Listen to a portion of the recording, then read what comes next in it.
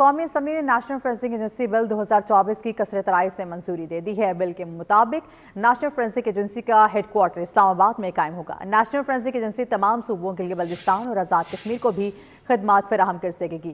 Agency کو electronic devices, digital forensic, cyber forensic اور deep fake اور دیگر الیکٹرانک اور سائبر کرائم کے فورینسک کی صلاحیت سے آہنگ کیا جائے گا۔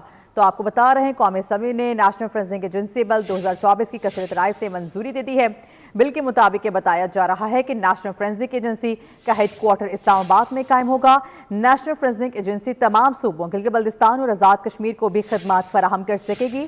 ایجنسی کو electronic devices, digital forensic, cyber forensic, deep fake اور دیگر الیکٹرانک اور سائبر کرائم کے فورینسک کرنے کی صلاحیت سے ہم آہنگ کیا جائے گا۔ تو قومی اسمبلی نیشنل فورینسک ایجنسی بل 2024 کی کثرت رائے سے منظور کر لی گئی ہے۔ Number 6, Senator Syed Mohsen Raza Naqvi, Minister for Interior, move item number 6.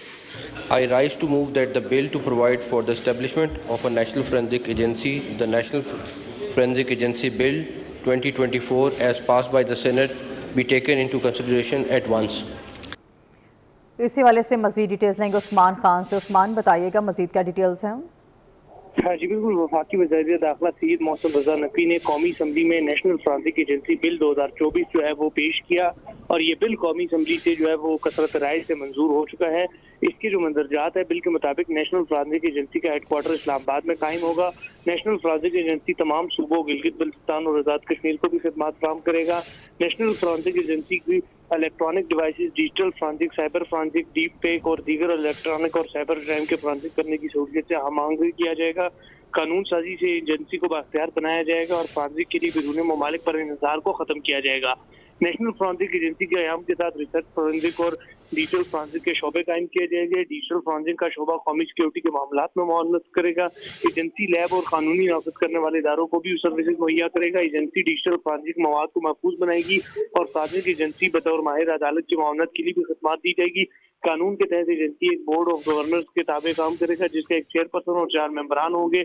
Chairperson متعلقہ ڈویژن کا سیکرٹری ہوگا جبکہ آئی جی اسلام آباد نیکٹا کے national coordinator national police bureau کا ڈی جی شامل ہوگا، جبکہ ڈی جی یا جو بھی سیکرٹری ہوگا وہ بھی اس کمیٹی میں شامل ہوگا۔ ایک 3 رکنی ایگزیکٹو کمیٹی تشکیل دی جائے گی جو کہ ایجنسی کے مالی اور انتظامی امور کو کنٹرول کرے گی۔ کسی ہنگامی صورت میں بورڈ کے اختیارات کا استعمال کرنے کی بھی مجاز ہوگی۔ ایجنسی کا ڈی جی کو قانون کی منظوری کے بعد 6 ماہ کے اندر تقرر کیا جائے گا۔ نیشنل فورینسک ایجنسی کا ڈی جی دوہری شہریت کا حامل نہیں ہوگا۔